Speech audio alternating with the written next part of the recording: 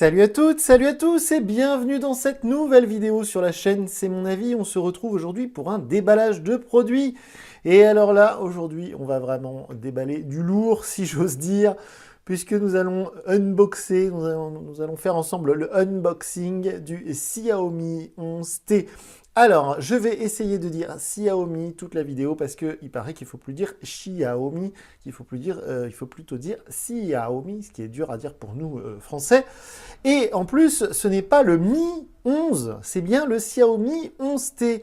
C'est-à-dire qu'ils essayent d'enlever le Mi, parce qu'ils ont fait des enquêtes et ils se sont rendus compte que dans l'esprit d'un occidental et surtout d'un européen, pourquoi avoir deux fois cette syllabe Xiaomi, Mi 10, Mi 11, Mi 9, etc. Bref, ils essaient d'enlever ce Mi.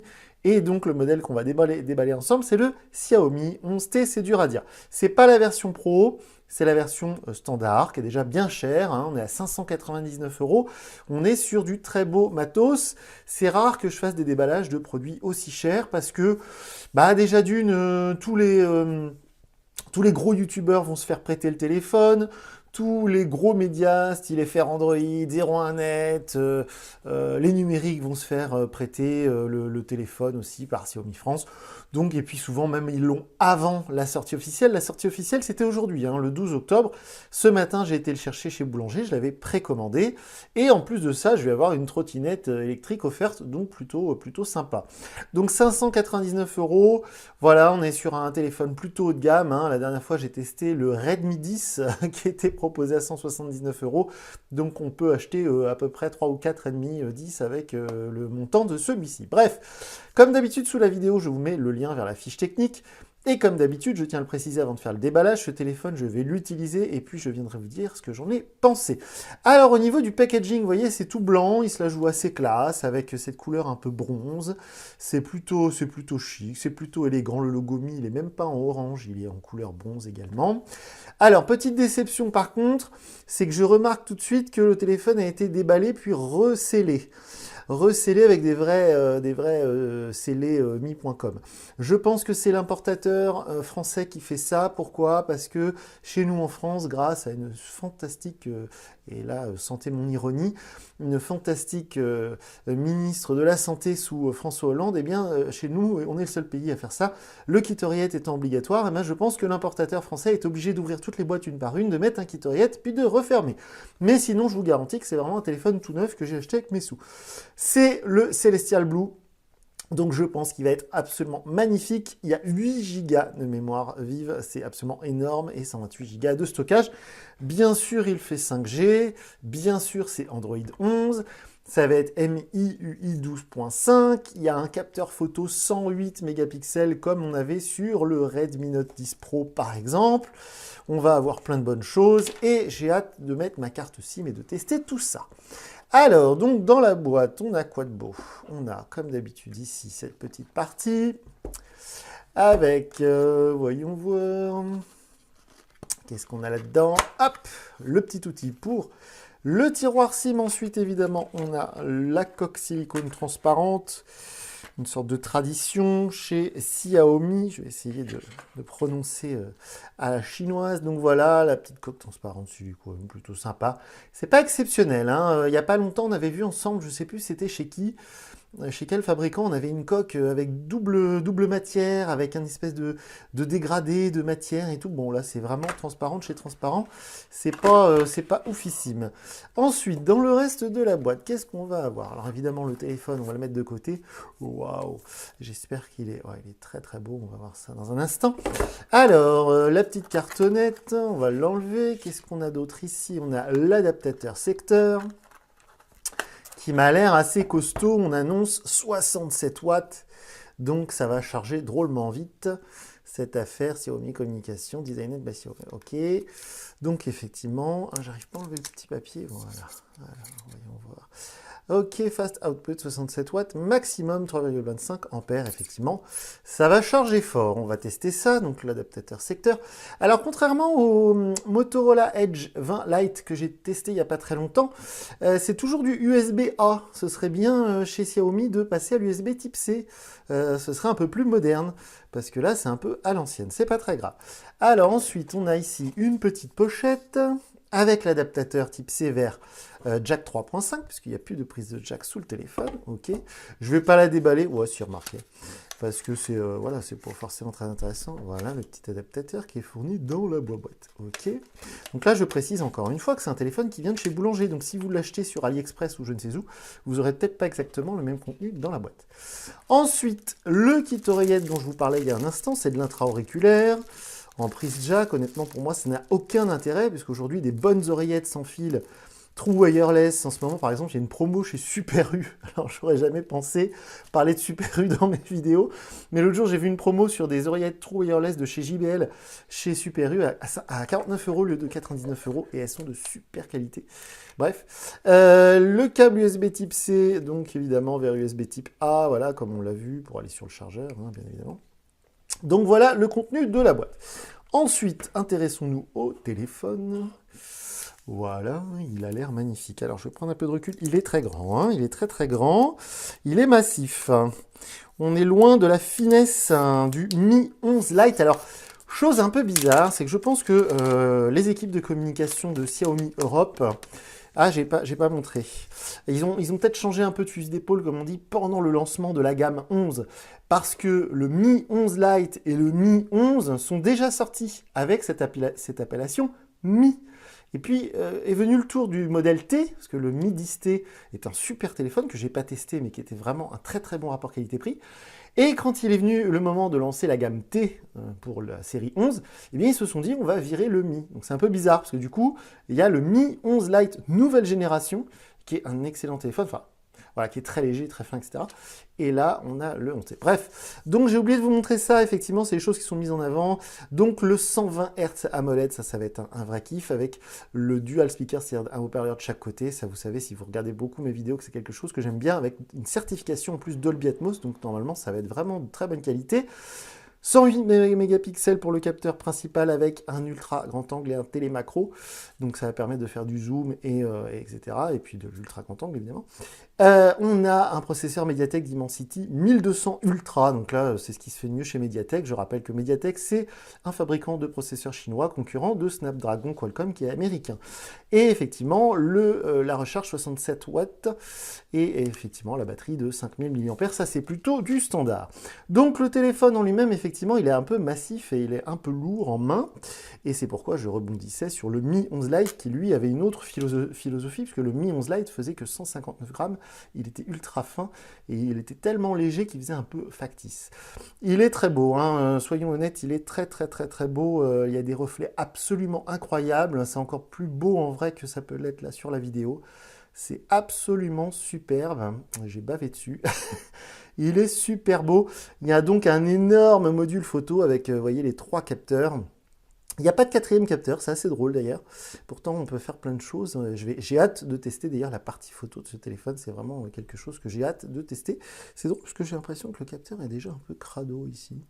C'est bizarre. Bon. En tout cas, il est très très beau. Alors, en dessous, comme on le disait, il n'y a pas de prise jack pour les casques et les oreillettes. Hein. Il y a le tiroir SIM, la prise USB type C. Les trous pour le haut-parleur, le petit trou ici pour le micro. Sur le côté, on va avoir le bouton on-off qui fait office de lecteur d'empreintes, hein, malheureusement pour moi, parce que j'aime bien les lecteurs d'empreintes sous les écrans, vous le savez. Le bouton volume ici. En haut, on va avoir le second haut-parleur. Alors ça, c'est pas un trou pour le micro, ça c'est l'émetteur infrarouge. Hein, c'est une spécificité Xiaomi. Ça fait depuis que Xiaomi existe qu'ils font ça, c'est-à-dire qu'ils mettent un émetteur infrarouge et puis on peut contrôler sa télé. Tout ça. Bon, je vois pas trop l'intérêt, mais bon. Et puis sur la tranche, là, il n'y a rien. Il n'y a rien du tout. Il n'y a rien du tout. Par contre, ce qui est assez sympa, c'est, vous voyez, le châssis du téléphone, je ne sais pas si vous allez voir, il retombe un petit peu de chaque côté. C'est assez chouette. Voilà. Bon, par contre, c'est un téléphone qui est vraiment massif, comme l'était d'ailleurs le Mi 10T. l'année dernière. Et comme par exemple le Poco F3, voilà, quand on veut un très bon rapport qualité-prix aujourd'hui, malheureusement, souvent on se retrouve avec un peu des mastodontes. Alors il y a quelque chose qui est très embêtant, c'est que vous voyez, j'essaie de l'allumer et il n'y a pas de batterie dans le téléphone. Donc ça me fait dire qu'il a peut-être déjà été utilisé ce smartphone, c'est vraiment chelou. Bref, je vais enlever hop, la protection. Ce que je vais faire, c'est que je vais le mettre en charge 5 minutes, je vais couper la vidéo, et puis dès qu'il y aura assez de batterie pour l'allumer, je reviens tout de suite, et puis on va l'allumer ensemble pour la première fois. À tout de suite. Bon, ça y est, on est reparti, je l'ai chargé, on est à 9%, et c'est la première fois en 4 ans, c'est ce que je me disais en attendant patiemment qu'il se recharge.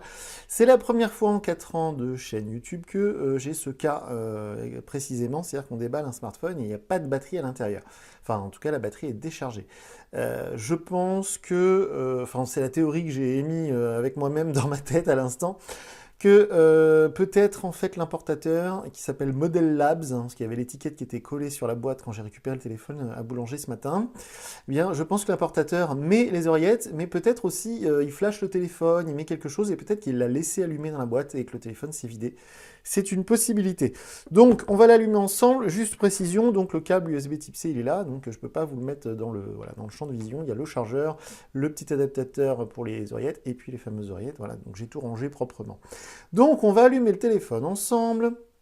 Donc, alors s'il veut bien, hein, voilà, c'est bon, nickel. Donc vous voyez, ça a mis, je sais pas, j'ai dû partir 10 minutes à peu près. Mais voilà, c'est assez surprenant, c'est pas grave, c'est assez spécial. On va dire que j'ai l'un des premiers modèles importés. Peut-être que par la suite ça se passera mieux, mais c'est vrai que c'est assez original. Donc on a le nouveau logo Xiaomi, parce que vous voyez maintenant il est bien arrondi. Voilà, on a bien MIUI 12.5. Donc on va le mettre en français, ok.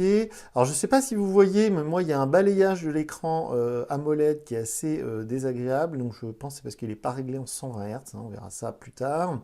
Comme je vous le disais en début de vidéo, bien sûr, si vous vous intéressez à ce téléphone sur la chaîne, d'ici quelques jours, je viendrai vous dire ce que j'en ai pensé, hein, parce que là, je vais mettre ma carte SIM, je vais mettre mes réseaux sociaux, mes comptes mail, tout ça, puis je vais m'en servir un maximum, et d'ici quelques jours, je viendrai vous dire ce que j'en ai pensé, je vais prendre plein de photos avec, bien évidemment. Donc tout ça, je le ferai plus tard, le mot de passe, tout ça, compte Google, moi j'aime bien avec le tiroir d'appli, ok. Configuration terminée, au moins ça a été vite.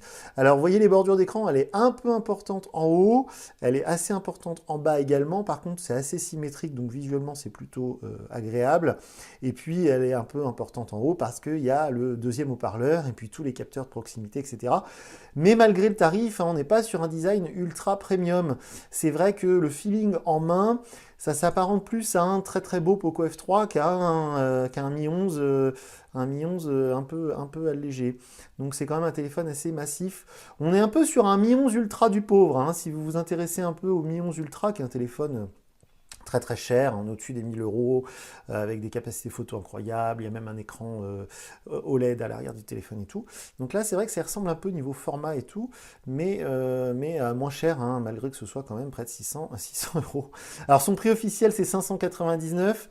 Comme je disais, en ce moment, ils offrent, il y a une offre de remboursement sous forme de trottinette électrique. Donc, vu que la trottinette électrique mi-essentielle, elle coûte quand même 300 euros, bah, ça fait le téléphone à 299, un peu moins.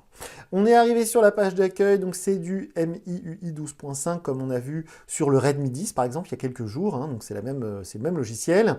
D'ailleurs, vu que je vais mettre mes comptes et tout ça, personnaliser tout ça, supprimer les applications qui me sont inutiles, je vais vous montrer quelque chose que d'habitude je ne fais pas, pour vous montrer à quel point c'est devenu pernicieux chez Xiaomi. C'est-à-dire que même sur un téléphone à ce prix-là, qui est quand même assez cher, hein, j'insiste sur le budget, on a tout un tas d'applications préinstallées, et ça je trouve ça absolument honteux. Netflix, bon bah il est quasiment chez tous les constructeurs. On a des jeux, Dual Settle, Bubble Shooter, on a AliExpress, Agoda, Amazon Music, Bubble Block Puzzle, Guardian, machin. Il y en a plein, Booking, Amazon, voilà. Il y en a plein, Lords Mobile, Jewel, LinkedIn. Donc ça, moi, ça me gêne toujours un petit peu. Quand j'achète un téléphone à 600 balles, honnêtement, ça me fait mal aux fesses d'avoir tout un tas d'applications sponsorisées, préinstallées. Mais bon, c'est pas très grave, je vais m'empresser d'aller les désinstaller justement. Je vais mettre ma carte SIM, tous mes comptes sociaux, mes mails, mes machins, mes trucs. Je vais aller prendre plein de photos, je vais m'en servir toute cette semaine et puis sans doute aussi ce week-end. Et je viendrai vous dire donc certainement ce week-end, hein, d'ici quelques jours en tout cas, ce que j'ai pensé de ce Xiaomi 11T. Je précise encore une fois que c'est la version 11T, c'est pas la version 11T Pro, qui est encore plus chère. Et j'ai oublié de préciser, pendant la présentation Xiaomi il y a quelques jours sur YouTube, eh bien notre amie de chez Xiaomi, la petite présentatrice, elle nous avait beaucoup parlé du mode Cinemagic. On pouvait faire des vidéos de dingue avec ce téléphone. Donc je vais tester aussi, je vais essayer de faire des vidéos un peu en mode professionnel, et puis je vous dirai si ça a marché ou pas. Puis vous pourrez les voir sur ma galerie Google Photos, comme d'habitude.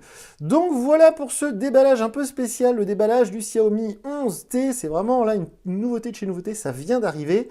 Comme d'habitude, je vous dis donc à très bientôt pour une nouvelle vidéo sur la chaîne. Salut!